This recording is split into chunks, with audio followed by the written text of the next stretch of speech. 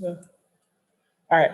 My name is Jazz. I am the co-owner and lead trainer of Paradigm Shifts Consulting. I have my master's in counseling psychology, um, and my specialty is working with the LGBTQ population of all ages, and really looking at education and awareness into this population. So I love to present. I'm very interactive presenter. So feel free as I'm presenting, if you have any questions, feel free to either raise your hand or even unmute yourself. If I don't notice you after a couple of seconds, just because my screen is shared, feel free to interrupt me and ask questions in the moment. I find that that tends to be a little bit easier instead of trying to wait till the end and getting all those questions answered. So feel free to ask questions anytime you want. So we're going to get started with that. Again, my name is Jazz. I use they, them pronouns. And our goals for today is to discuss just kind of make sure we all have a foundation of 2S LGBTQ plus terminology to make sure we're all on the same page with that. Kind of talk about gender neutral language, why that's important, understanding the impact of discrimination on marginalized populations, learning what oppression and microaggressions are, making sure we're being inclusive, and hopefully how to put this knowledge into practice. And I'm going to kind of speed through just to make sure that everybody has a chance to be here, but also to leave a little bit of time at the end to answer any questions that you all may have. Sorry, something in my head. All right, so the basis of our LGBTQ terminology is that we have some terms that people like to use, but we want to make sure we're not using these terms interchangeably, okay?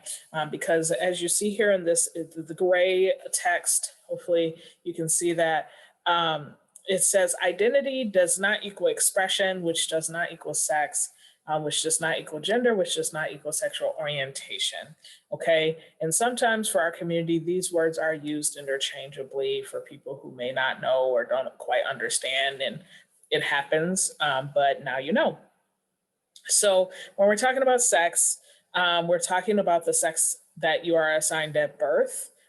So whether you are female, whether you are intersex, or whether you are male, to discuss what that looks like. The sex you're assigned at birth is essentially all biological. So what your genealogy makeup looks like, and how that may present itself, okay? So essentially, we don't truly know what sex you are because everybody, they would literally have to take a blood test and an ultrasound to really look at your genealogy as well as your organs and really try to figure out, what actual biological sex you are. But in our society, we like to think it's a dichotomy. We basically just say either you're female or you're male, but that's not quite true, okay? There are over 32 intersex conditions or forms of intersexuality. And it's just all biological, okay? So really there are at least 34 sexes and not two, like, we learned. As opposed to sex, which is gender, which is a term sex usually gets confused for, gender is more, it's a social construct. So it's more looking at how your gender and how you present yourself and how does that line up with the sex you were assigned at birth, essentially. So your gender identity is your internal. So nobody can tell you what your gender identity is. Only you can tell yourself that because identity is internal. Okay, so your identity is how much you feel like you align with the sex you were assigned at birth, as well as the social construct of gender in your culture, whether that's femininity, masculinity, or how womanly you are, manly you are, etc., based on your culture. Your expression is how you express that externally. And a lot of times for a lot of people, especially within the LGBTQ world, our gender identity might not match up with our gender expression, right?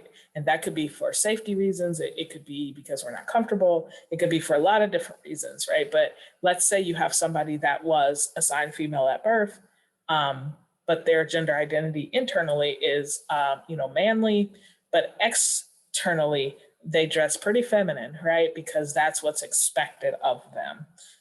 For a female to dress pretty feminine. So that's how gender identity and expression are different. Again, identity is internal. So as you see on the gingerbread person here, that's the brain, so the psychological sense of self. The gender expression is how you express that externally.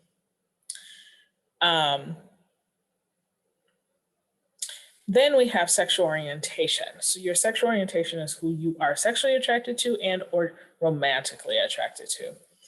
So people who you're sexually attracted to is just that, people you want to have sex with. Whereas romantic attraction is more of the intimacy part of things. And these could be different, right? Because some people either are sexually attracted to women or feminine folk, or men and masculine folk, or both or all, depending on their sexuality, or none. Right? Because then if you have like an asexual person, they do not have sexual attraction to people for the most part. However, asexual people can still have romantic attraction to people. So they may still be, demi-romantic, which means they're attracted to people romantically. And that can also change. So I kind of ran through that pretty quickly there, but is there any questions so far of the terminology, or any confusion or anything you want me to go over specifically?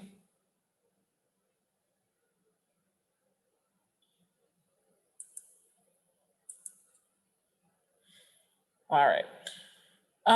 The other two terms I guess I will talk about is cisgender versus transgender. So essentially, someone who is cisgender is someone whose sex they were assigned at birth aligns with their gender identity and expression. So essentially, if you were assigned female at birth and you consider yourself to be a woman and you consider yourself, pretty feminine, then you would be considered cisgender. Someone who is transgender is basically somebody who doesn't quite align, their gender doesn't quite align with the sex they were assigned at birth. The two terms, the root of the word, the Latin root of the word cis just means same, and trans means the presence of difference. So essentially, if you're not transgender, you're cisgender.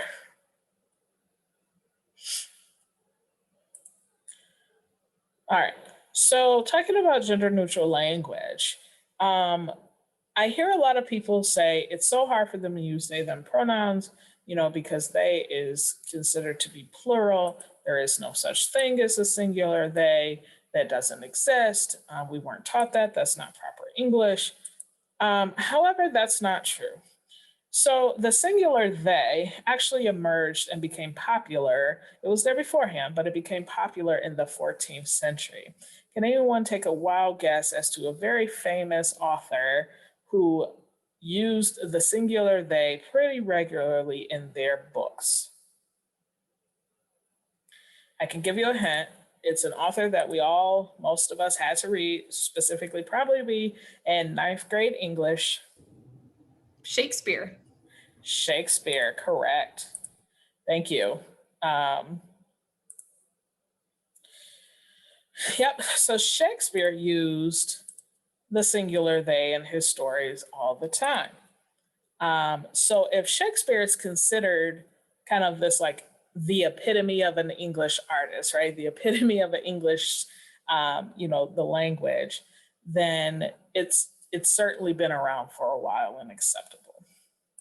However, thanks for that, Kelsey. However, the second half of the 20th century, people expressed more widespread concern at the use of this very sexist and male-oriented language. So the English language is very sexist, is very male oriented. There are a lot of terms in the English language that subtly oppresses people, specifically women, in the most microscopic of ways. I just randomly picked four terms out of the English, picked four terms out of the English language to discuss this. So the first word is mandate, right? So it begins with the word man.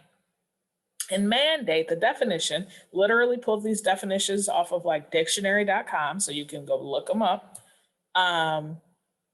But mandate is the authority to give orders or someone with that authority. Again, subtly implying that women are not allowed to give orders and they don't have authority. Manners, so again, starts with man, which is considered the proper way to behave. Mend, to fix something, right? I'm sure we've all heard the stereotype that women can't fix anything, they don't know what they're doing, etc. And my personal favorite, specifically as a therapist, is mentality, the ability to form intelligent and coherent thoughts, right? Because who has heard of the stereotype that women are emotional and they can't form coherent thoughts and they just, like they do everything with their emotions as opposed to logic? Like who's heard that before?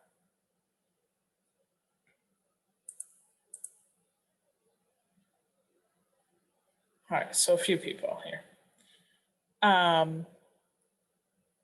Yeah, so we hopefully, especially if you're going into this field, hopefully you all know that this is not true, right? Like women can definitely form intelligent and coherent thoughts and do so all the time. But this is something that is very subtly used in our society, and it's used in very interesting ways. So I'm gonna stop sharing my screen here for just a sec so I can see you all. All right, so when we're talking about these gender neutral language, is there anyone that can think of any other terms that people may use that can subtly, oppress any sort of person?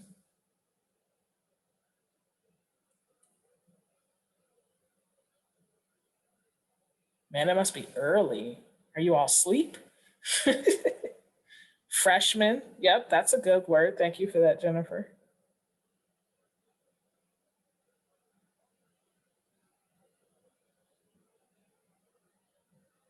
Another word I can think of is, firemen.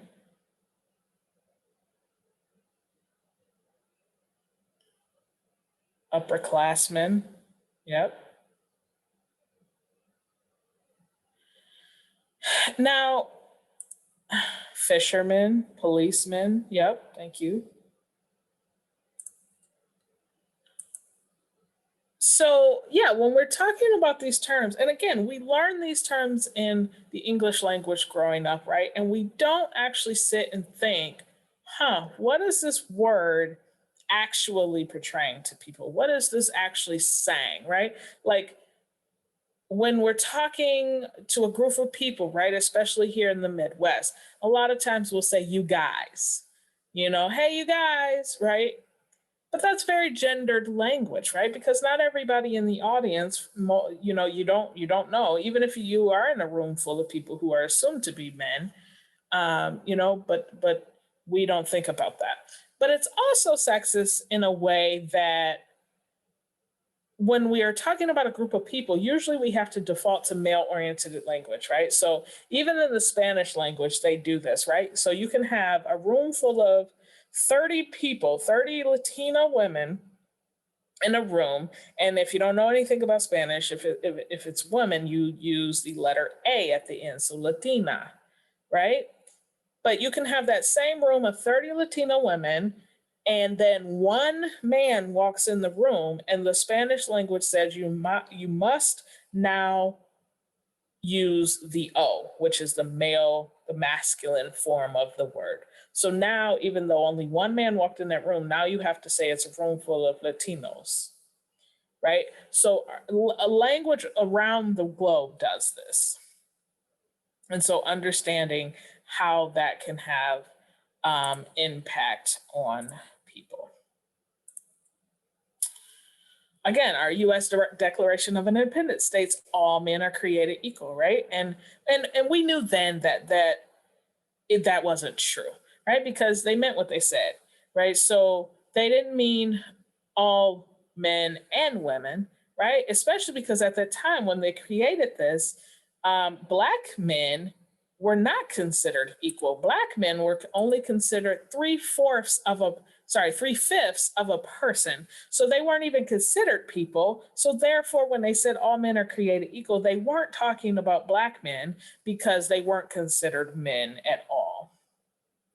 Postmen, mailmen, yep, good examples. So now we're using gender neutral language now as well for non-binary individuals when we're talking about pronouns and such as well. So you have different pronouns that we use. So you can have some of your binary pronouns, like the ones that you all know, she, her, he, him, for males. But then you also have some non-binary pronouns, so they, them, such as what I use, sie, zir, or they, them, can be used for non-binary people depending on what they choose. And there are also people who don't want to use any pronouns. So you just use their name only, which, can be very frustrating, especially if, APA, right? Like if you're using APA wants you to use certain language, right? But if somebody is telling you like, no, please use my name and don't use any pronouns, people again get up in arms because of, if we're writing a paragraph and we're saying, jazz this, jazz that, jazz this, jazz that, right? Like for some reason, people think that's not good English. All right, so let's talk a little bit about social justice. So just social justice, talking about some definitions within this terminology, when people are using the term diversity, I want us to be careful with that because when we're using the term diversity, it tends to be very checkboxy. Okay, so diversity literally just means the presence of difference. So everybody has diversity. Every office, every building, every class, whatever you're in has diversity, right? Because everybody's unique, everybody's different, right? So you can have 10 white people in the room and still have diversity because you can have a white person who may be 5'8", another white person who may be 6'2", the other person may be 110 pounds, another person may be 210 pounds. So literally everything has diversity. That's not what we want to achieve. Let's be real. This is not what we want to achieve. What we want to achieve is equity. So we're talking about social justice. The process of social justice involves equitable distribution of resources, equal access to those resources, and participation from all members of society. So the goal is that full and equal participation of all groups are shaped to meet their needs, right? So not equal, we're not talking about equality anymore because equal is, if you have 2 left-handed people and 3 right-handed people, if I give you right-handed scissors, that to all 5 people, that's equal. I gave everybody equal amount of scissors, type of scissors, etc. But that's not helpful to the 2 people who are left-handed, right? Because it is very hard for them to use those scissors. So what we're trying to reach is equity, which is we give people what they need to make sure everyone's needs are met. So I would then give the left-handed folk, I would give them left-handed scissors, and I would give the right-handed folk right-handed scissors. That would be equity. Identity, of course, we kind of talked about that. Dominant identities experience this privilege and subordinate identities experience oppression. Privilege is literally just any unearned, unasked for, often invisible benefits and advantages only readily available to agent groups, okay? That's what privilege is. Everybody has some level of privilege. Let's understand that, okay? So I know that people are like, oh, white privilege, white privilege, white privilege, which definitely is a thing. However, everybody has some level of privilege. Okay, for instance, I have a master's degree, and especially as a Black and Native person, especially as a Native person, I know that I have privilege by having a master's degree because a lot of my fellow family does not. That's privilege. I have a full-time job right now, and especially in the age of COVID, we know that having a job right now is a privilege, right? However, oppression is the systematic subjugation of subordinated groups by those with social power. Okay, so privilege plus power equals oppression. So I do not have the power in our society based on my minority status, okay? So I will still be oppressed in certain ways. So as we're talking about oppression, there's 3 or 4 big types that I want to talk about. So individual oppression is our personal attitudes, our behaviors, our beliefs that maintain and perpetuate this oppression. So for instance, potentially believing people with mental disabilities are not capable of working, or maybe telling homophobic jokes, throwing a sexist theme party, etc., right? So those personal attitudes and behaviors can cause individual oppression. Institutional oppression. Institutional oppression, so social institutions like media, education, health services, government, that maintains and perpetuates our oppression through laws, practices, policy, and norms. So for example, marriage being legal only for heterosexual couples up until 2015, right? Like that definitely was institutional oppression because that was a law. Our public schools being racially segregated, more so now than even in the 50s.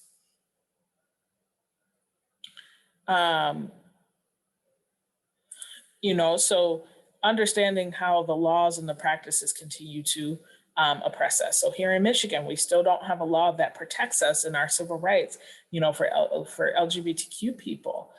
So that's an institutional oppression. So cultural oppression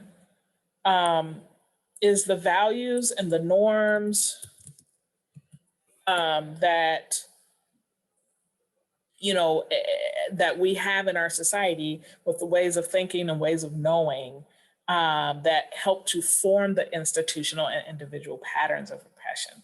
So for example, things like our standards of beauty that are very unrealistic for women, or our narrow definitions of gender expression, which causes then the oppression towards individuals and how they express themselves.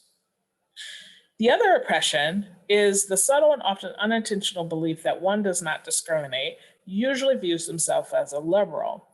They possess very unconscious stereotypes and biases, and if those feelings are conscious, there's an attempt to disassociate from those feelings. We have to be careful because this tends to happen, especially in human-driven fields. You'll find a lot of this of people not understanding that we all grew up in our society, and so we all have prejudices and biases that we need to work on. But if you attempt to disassociate from those, you're only causing to make it worse, essentially. So essentially what I'm saying is, don't do the I'm not racist, I have a Black friend, right? If you do that, please don't, because that's just proving, especially as a Black person, what I hear you saying is, I'm racist because I don't know what I'm talking about.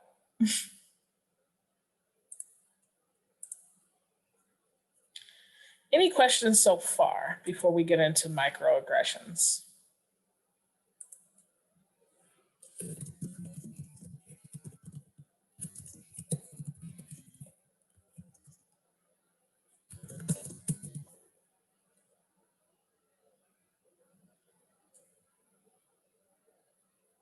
Perfect. So no questions means if I give you a pop quiz, you all know, you can all answer my questions about oppression, correct? Perfect. I'll take your word for it.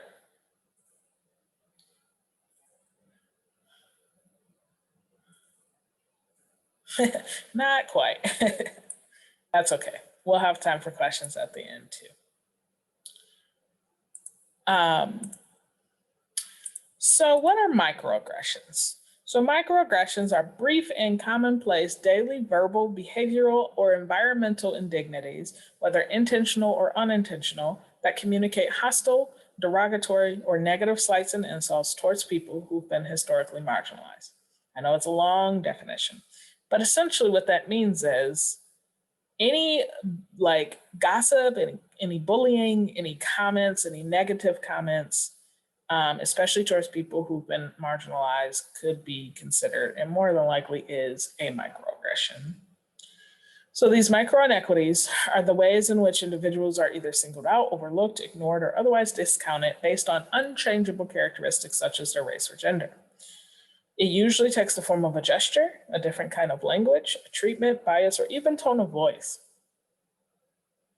For instance, like what tone of voice, especially, right? Like if somebody tells you that they're, English is a second language, a lot of people will start to speak slower and speak louder to that person as if they may be hard of hearing, right? Just because they speak a different language doesn't mean that they are hard of hearing. That is a microaggression.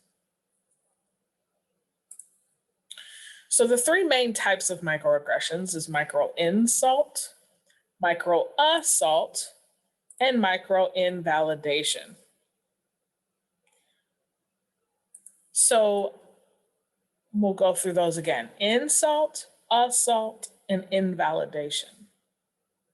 So an insult could be those verbal and nonverbal communications that subtly convey rudeness and insensitivity, as well as demeans a person, okay? So for example, the picture that I have on here says, "You're really pretty for a dark-skinned girl," which implies that she's only pretty compared to other dark-skinned girls. But if you were to put her up against maybe a light-skinned person, she would then be no longer pretty.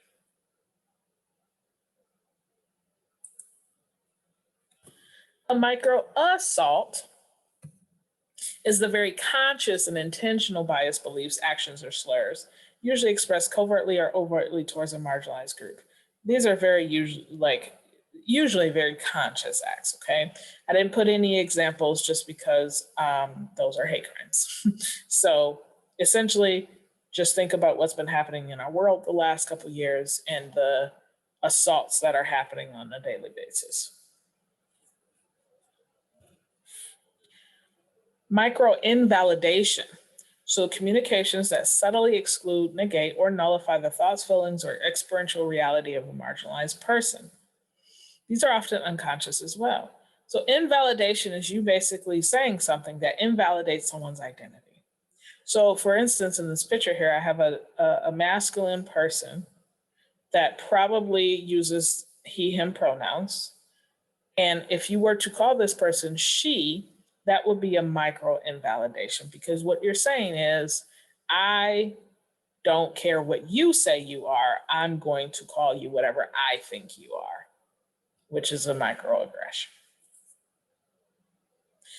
This is just a kind of chart to show you how that flows.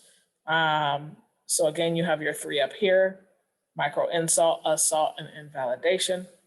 You can have your environmental microaggressions, so more at the macro levels, so your racial assaults, insults, systemic levels, environmental levels, etc. And then these are just more examples. So, maybe treating someone like a second-class citizen, assumption of criminal status based on how someone looks or their race, color blindness, a white person denying that they see color. That's a microaggression, denial of racism, etc.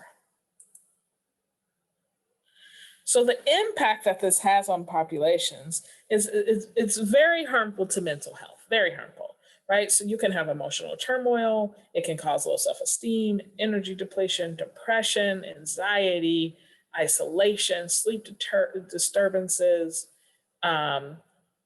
hostile environments, so whether you're at work or home or education, anything like that. Shifting behaviors are what we call code shifting or code switching.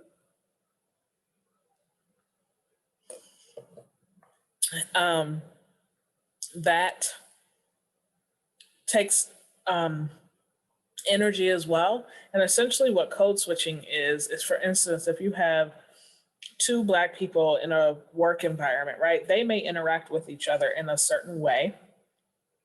And then let's say a white person walks in the room and they both switch up their language and they act differently in front of that white person. That's called code switching. And again, they may do that for safety reasons. They may do that because a lot of people consider Black language to be not professional, so not allowed to use it in professional settings, et cetera. So what can you do? So if you are someone who has committed a microaggression or insult, remember the conversation, manage your feelings of defensiveness, and be open to hearing difficult feedback. This is for everybody, right? Because nobody wants to be wrong. So please manage those feelings of defensiveness. Listen intently to what happened, reflect on what you heard, take responsibility. Again, don't try to prove your views or how much of a blankist you're not, right? Don't try to prove you're not sexist. Don't try to prove you're not racist. Don't do it. And then share how you can make it different if possible and or follow up.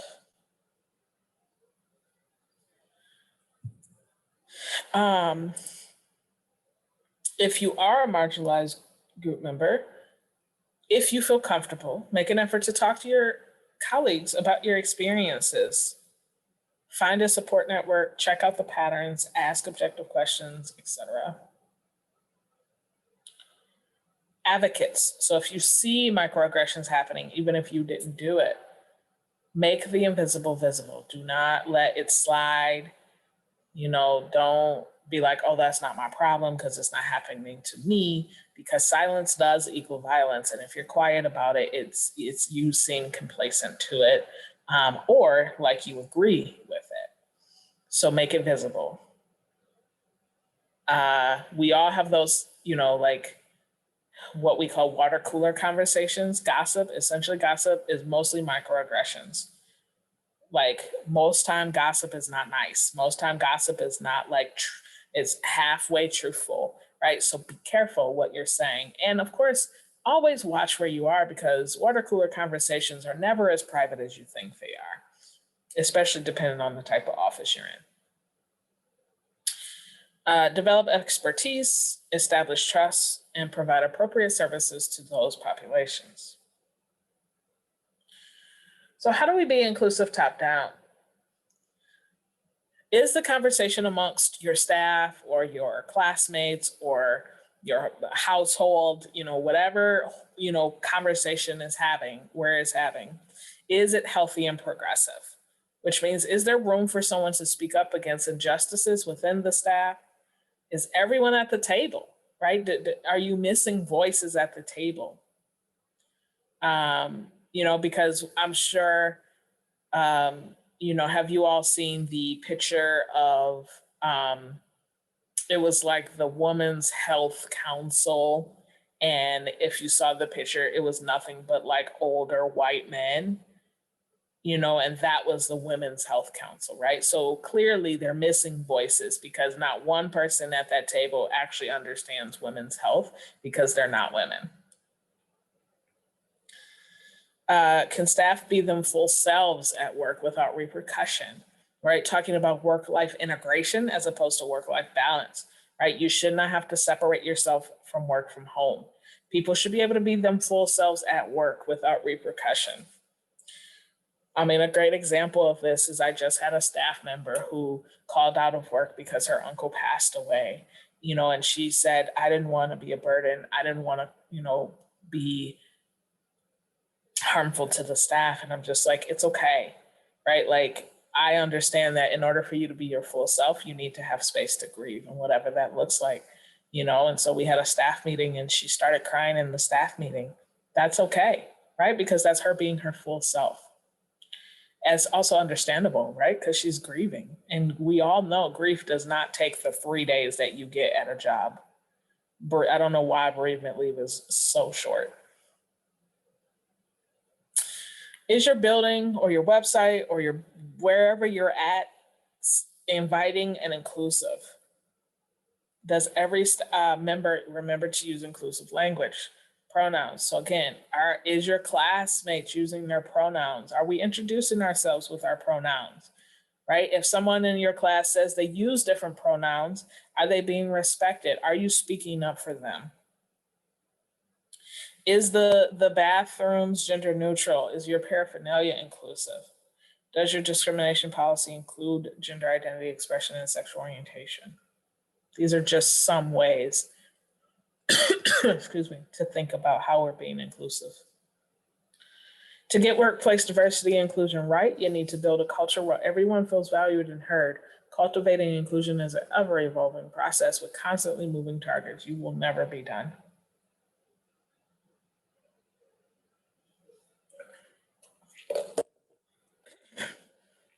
Excuse me. When interacting directly with clients, if you're not sure the meaning of a term a client uses, ask, don't assume. It's okay. However, make sure to keep the focus on your care rather than indulging in questions that are out of curiosity. If it has nothing to do with what that client is talking about, don't ask your client, go Google it. Remember that coming out is a series of lifelong choices. People can be out or not in different ways. And to different degrees to different people, okay? So let your client self-disclose their identity or orientation to other clients and or staff if they need to, right? Because you never know, right? Because maybe they have established rapport and trust with you, and so they are willing to come out with you, but maybe they don't want the front desk person to know, or maybe they don't want, their case manager to know who's handling things for them. You have to be very careful about that. Establish that trust and expertise. Making proactive statements about your organization's non-discrimination policy. And if you don't have one, get one. Communicate that the client's sexual orientation or gender identity is not to blame for any sort of medical condition or mental health condition or anything like that. Because internalized homophobia, internalized transphobia is real. Internalized heterosexism, all of that is real. And so, if your client is suffering from, maybe clinical depression, right? And they're just like, it's because I'm gay. Well, no, it's not. It's because of society's reaction to you being gay and or it's society's potential reaction to you being gay, but it's not because that client is gay specifically. Acknowledge and address the oppression. It's important to consistently attend to your clients' diversity of backgrounds, including their community's experience of oppression and privilege as a fundamental part of the healing endeavor. Don't negate the experience. So for instance, I had a situation where I was working as a therapist and I had to go to this client's home in the middle of nowhere. I won't say where, but I'll just say in the middle of nowhere. And because it was the middle of nowhere, my GPS signal got lost and it sent me to the wrong house. It sent me to the house next door. But the next door neighbor answered and said, nope, you're looking for the house next door. And then I went to the house next door. 10 minutes later, police show up and are asking for me very aggressively, et cetera, because they were like a suspicious Black person that was seen driving around here, knocking on doors, et cetera. So I was interrogated for a good 15, 20 minutes before they finally agreed that I was actually a therapist and what happened. But they were very aggressive, pulled their gun on me and everything, et cetera. But the issue was, then I went back to work and my boss negated that entire experience and essentially was just like, well, at least you didn't die. And I was like, well, that was not appropriate. Because understand that intent does not equal impact. Don't dismiss experiences as isolated or not that big of a deal, okay? Because you never understand how that had a effect on someone, right? So just because you didn't mean to offend someone or just because you didn't mean to do a microaggression doesn't mean that you didn't and that it wasn't still impactful to that person. On your own time, be aware of your own biases, any stereotypes, any negative attitudes that you have, but make sure that, again, every step of your interaction with a client is very client-centered, it's affirmative, and based on the needs of that client. Continuous education regarding special concerns that face the LGBTQ plus community. Do that on your own time. And here's a website that you could use. It's called practicewithpronouns.com, very easy to remember. So if you're someone that struggles with using pronouns that are not the she, her, and he, him, go practice. Go practice on your own time, right? Like that's how we learn anything, is to go practice. And this you can do on your own time, you know, it's not judgmental, you're not hurting anybody. You can go practice this on your own time.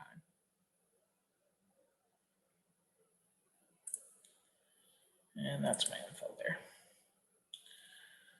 All right, so now it's Q&A time. I apologize if I ran through that and you didn't catch anything. Feel free to let me know and, you know, ask me to clarify anything or, you know, any situation, or if you have a situation you want to talk about that we can talk through, anything like that. The time is now yours. You have about 13-ish minutes.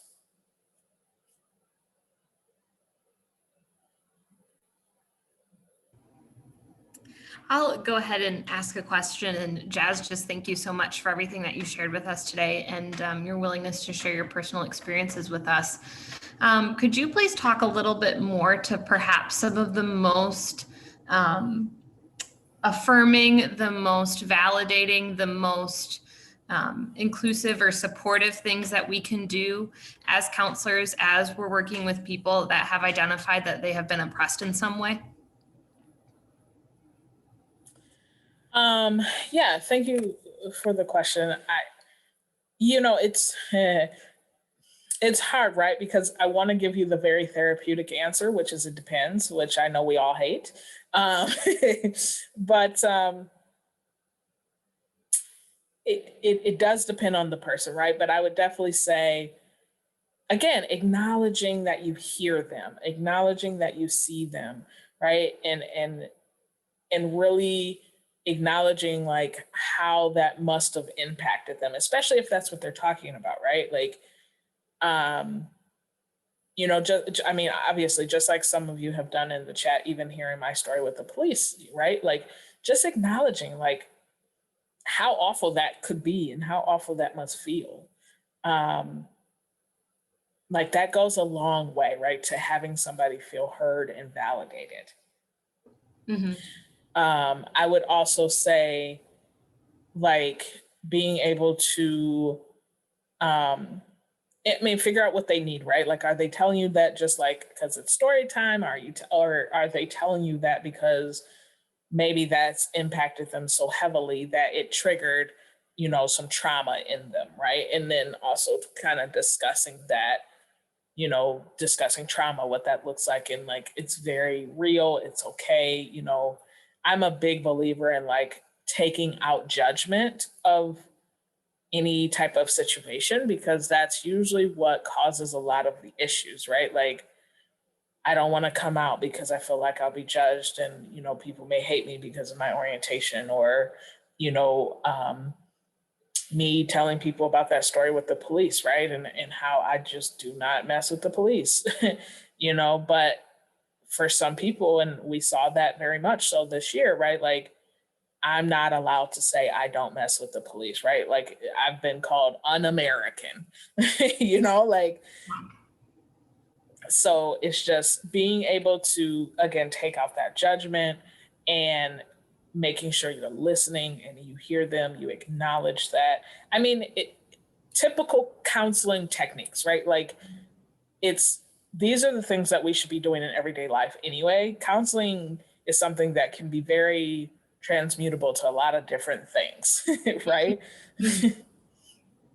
So just making sure you're relying on that, and understanding reading the room, right? Reading the situation, and what's the appropriate tone. Like, do you acknowledge it and move on? Do you dig deep into it? Like, right, looking at those kind of situational clues. Mm-hmm. Yeah, and I think, like you mentioned, removing the judgment is the first proactive step we can take in getting away from victim blaming as well, where people get blamed for aggressions that have happened against them. So appreciate your insight on that. Lori, so Lori asked a question: can you give suggestions of how or what to say when a ninth grader comes out? I think the very first thing to say is thank you for telling me.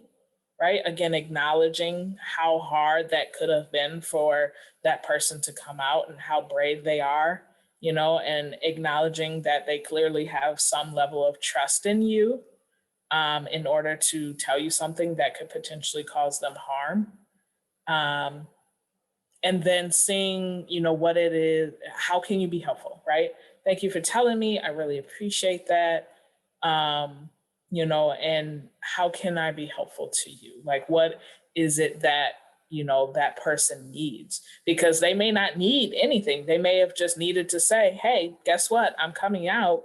And that was it, right? But if we don't ask what they need, we will never know if maybe they also need, like maybe they're coming out to you because then they're like, and now I need help figuring out how to come out to my parents, right? But yeah, definitely, again, thanking them, acknowledging how hard that must have been, and figuring out what they need, if anything. Maybe they just need a hug. Although now in COVID times, maybe that's hard, but still, people still need hugs, even in COVID. Yeah, I'm wondering if you are open and willing to present to school staffs. I'm specifically asking because our school is pretty rural and we have a growing population of students who identify as transgender. And we actually have had 2 students transfer in because of awareness of that growing population.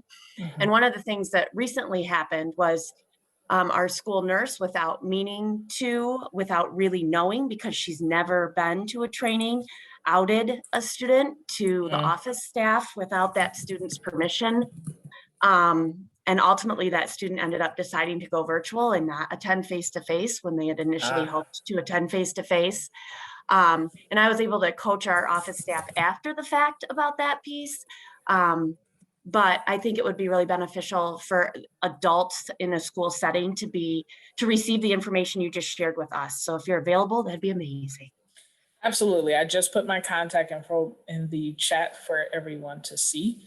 Definitely, that's what I love to do, is training and education and awareness. That's kind of my platform of just making sure that, because I think that's where we start, right? Like I believe, right, and this is maybe me having the bleeding heart, I believe most people aren't trying to be mean, aren't trying to be harmful to people, right? But like you said, maybe in the situation of that nurse, maybe she just didn't understand the impact that outing someone could have, right? And now that hopefully she knows, she's like, oh crap, I won't ever do that again, right? Most people just don't know. At least that's the assumption I'm going to go with. Don't burst my bubble. But so that's why I believe, though, that education and awareness is fundamental to change, is because most people just haven't been taught, right? Especially because this society has a very, if it ain't me, I don't care attitude. If it doesn't happen to me, it doesn't matter. And so if we're just educating and teaching people growing awareness of things, right? Like that's where you start. That's where that change starts. Thank you. I'll for be in that. touch very soon. Awesome.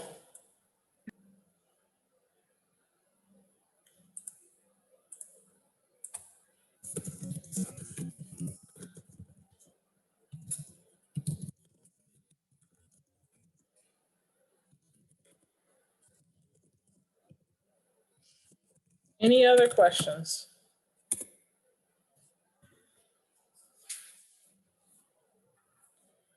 Any comments? Anybody want to tell me I did horrible?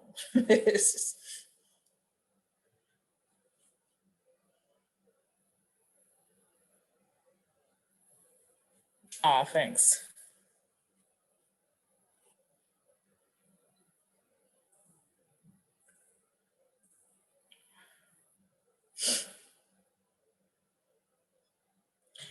Yep. So any other questions? If not, I definitely am available. I gave my email and my work phone number.